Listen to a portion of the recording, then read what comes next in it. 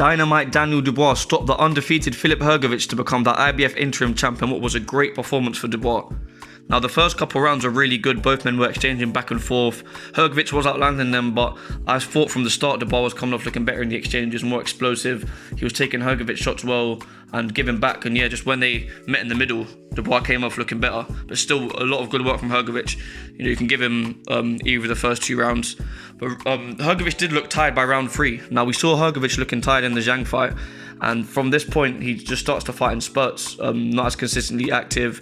You know, he can throw some good punches. You know, he can put some good punches together. Combinations, got decent hand speed.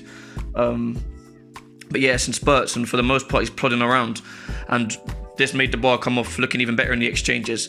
But Hrgovic had a good jab, good straight right as well. Dubois was still getting caught up the middle a lot. You know, this didn't do him any favours in the Joyce fight. So even though Dubois showed a good chin and was taking a lot of Hrgovic's 1-2 straight up the middle, again, we see that it can do more damage than just stun you. So Dubois was jabbing well himself though. He was giving him some jabs back, and Dubois' jab did look more powerful, rocking the head back of Hrgovic, just pushing him back, which was good to see. And by the end of round 4, Hrgovic looked absolutely done, you know, just in terms of energy-wise and in terms of the cuts all over his face, bleeding. And from this point on, Dubois was completely the aggressor. Whenever Hrgovic did land from this point, we saw Dubois fire back for the most part, which again makes him look better in every exchange.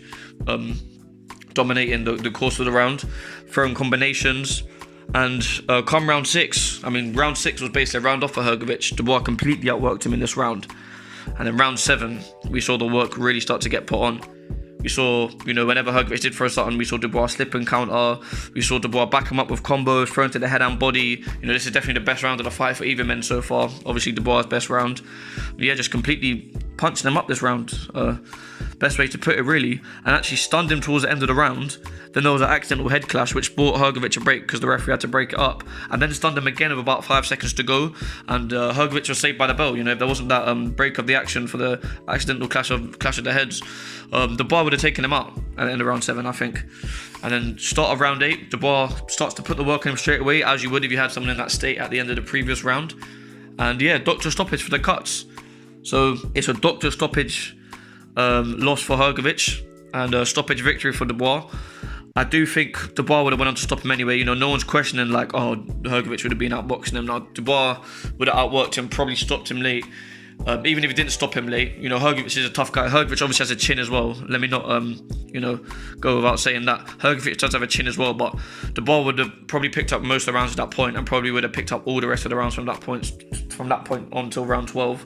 So, great performance from Dubois. Again, he was getting caught up the middle a lot, which is a problem.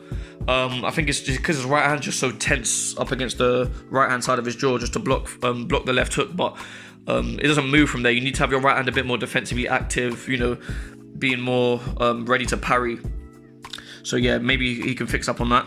I'm sure Don Charles can work on that with him if he wants to take a big step up and fight the likes of AJ in his next fight. And he was moving his head well though. Actually showed very good head movement. You know, he was getting caught, but then he'd get caught once and he would slip the next shot. You know, even come up with a counter, bobbing and weaving nicely. So it's good to see that from a heavyweight. So good performance from Dubois. Obviously showed heart because he did take some shots. Hrgovic is a tough guy. As I said, got good power in his punch, puts good punches together. Good stamina as well. I mean, obviously Hrgovic is not known for having the best stamina, but he outworked him completely. Didn't look like really slowing down once. So good performance from Dubois all around. In terms of Hrgovic taking his first L, again, despite this being a doctor stoppage, I do think Dubois showed himself to be the better fighter. But I do think there's still a place for Hrgovic in the world title scene perhaps, especially now everyone is mixing it up, so 1 L isn't the end of the world. I was actually going to make this video based around Hrgovic being exposed and his hype being derailed, but that wouldn't be exactly right. His fatigue in the Zhang fight and his ballroom performance against McKean already proved that he could definitely lose. And also, as far as I see it, Dubois is a nightmare styles matchup for Hrgovic because he is too explosive for ploddy old Hrgovic. But the only other person who beats him for this reason in the division is probably AJ, especially the AJ of recent. And I do definitely see Parker, Usyk and Fury outboxing Hrgovic, but that is at the top of the division we are looking at. And if the belts do scatter around, there are many better styles matchups for Hrgovic to pick up a vacant belt against. In terms of title fight implications, of course Dubois is now the IBF interim champ and Usyk is the full IBF champ. But there's been a lot of talks about Usyk being stripped of the IBF title for not fighting as mandatory and signing a rematch clause with Fury instead.